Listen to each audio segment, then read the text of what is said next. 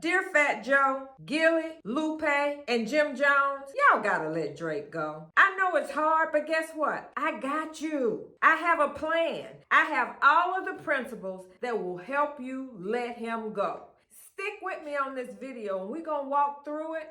So take a deep breath to just let it go. Sometimes when a person is struggling to let go of an artist, it's because they're really struggling to let go of a version of themselves. See, I was a little taken aback when I heard Fat Joe say on his podcast, Joe and Jada, how Drake has been holding down hip hop on the Billboard for the last 10 years. That comment sounded less like a celebration and more like a thesis statement to a dissertation that you're getting ready to defend.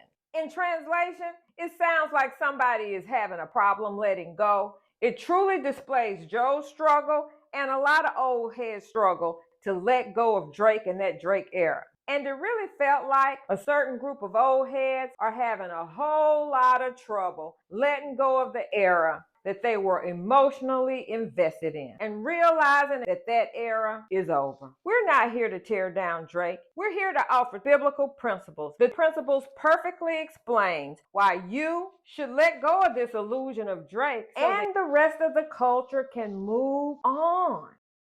Think of these principles as the emotional cheat codes. And yeah, they may be from the Bible, but you can apply these principles to culture, life, and your own mind. It says right here in 1 Samuel 16:1, how long will you mourn for Saul since I have already rejected him as king? Stop grieving over what the culture has already rejected. Stop grieving what the culture has already rejected. This verse tells Saul to stop grieving over what God has already rejected as king of Israel. And when I read that verse recently, I instantly thought about Kendrick's battle with Drake. It was about a cultural release. It was like fans exhaling. It's like that unspoken secret that everybody in the room knows, but people are afraid to say. And just to be clear about this principle, we're not moving on from Drake per se. We're moving on from Drake the persona and everything he represented. If you've ever had an artist that you've had trouble detaching from, just take a minute to breathe because it does hurt. That artist and you have a special relationship and it's one that transcends the music. And it's very important to let go sometimes, not because they changed, but because you changed. Y'all, this next one is where a lot of people get stuck. And you'll see why letting go is not as easy.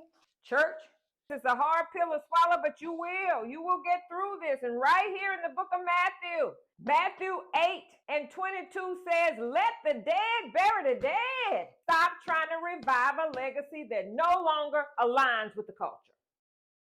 People, stop trying to revive a legacy that no longer aligns.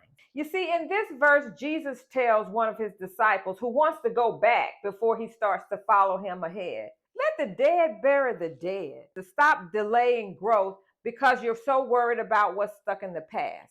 And when Fat Joe made that statement, it didn't feel like he was celebrating Drake. It felt like he was trying to resurrect something that the culture had already processed.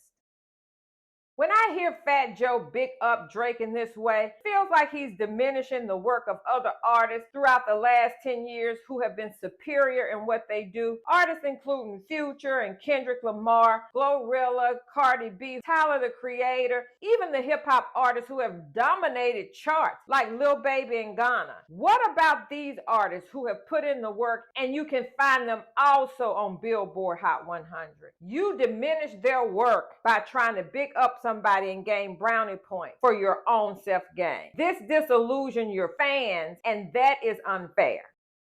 Now look, if Drake wants to reinvent himself, evolve, and carry on with this process, that's good for him. But it's not our job to keep propping up his legacy until he does. Hip-hop doesn't need to resuscitate Drake. The culture doesn't owe Drake. If anything, Drake owes the culture. It's up to him if he wants to revive himself and evolve or to continue to stay stuck. The most powerful thing you can do for someone is let them face their own consequences without trying to save them. The culture has already moved on, and that's what we all are celebrating. And let me say this with love. The best hip hop we've had in 10 years has come out over the last year and a half. It's safe to say the culture is thriving right now. It's thriving in an emotional way that it hasn't felt in years. This renaissance is happening, and it's without any emotional anchor that anyone has tied to Drake. Y'all, this next one is a good one. Stay with me now. This one will make you see why it's not just about Drake. It's about how hip hop survives when you start to. This is the last one that's going to take you into acceptance. Isaiah 43:18 reads, "So I am doing a new thing. Forget the former things." What new things, Dr. P?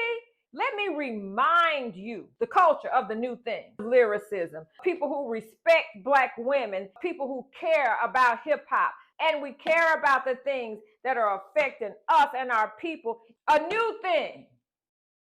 Healing is often decided not about who you walk away from. It's about what version of yourself you have decided to become. So no, this is not about canceling Drake. It's about cultural closure. Appreciating what he gave, understanding where the disconnect began, and then releasing an era that's already ended. The truth is, hip-hop didn't just move on, it leveled up. And if Drake ever decides to do the same thing, there will be fans around to support. Let that chapter close. So y'all drop a comment always. Until I see you, keep it hip hop. And there should always be an adult in the room. And